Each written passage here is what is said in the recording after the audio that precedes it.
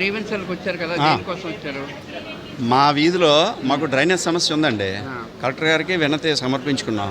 ఆ డ్రైనేజ్ ఏంటంటే మా కాలువలు లేవు, ఆ నీరంతా కూడా రోడ్డు మీదకి వచ్చేస్తుంది. పిల్లలు కానీ వృద్ధులు కానీ చాలా ఇబ్బంది పడుతున్నారు. దానివల్ల డయేరియా రకరకాల సమస్యలు వస్తాయేమని భయపడుతున్నారు. ఇప్పటికే పెద్దవాళ్ళందరికీ కూడా కొంచెం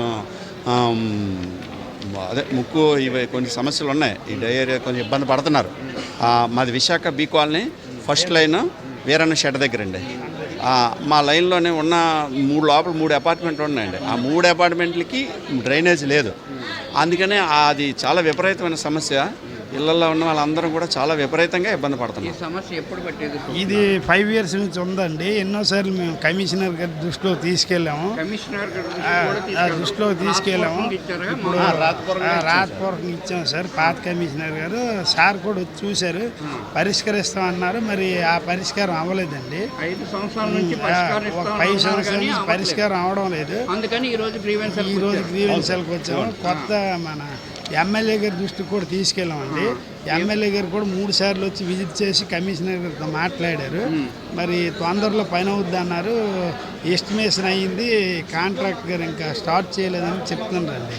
ఈలోగా మాకు ఆ బ్యాక్ సైడ్కి వెళ్ళిపోయే నీరు అక్కడ హైట్ చేయడం వల్ల ఏమైందంటే మాకు ఆ స్థలం వాళ్ళు హైట్ చేశారు మన చుట్టూరు.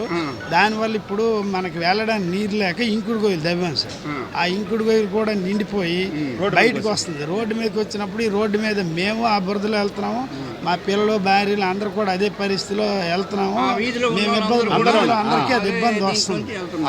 దాన్ని పరిష్కరించడానికి కొంచెం దయచేసి ప్రభుత్వం కొంచెం దీన్ని అర్జెంటుగా పరిష్కరించాలని కలెక్టర్ గారి దగ్గరికి వచ్చామండి.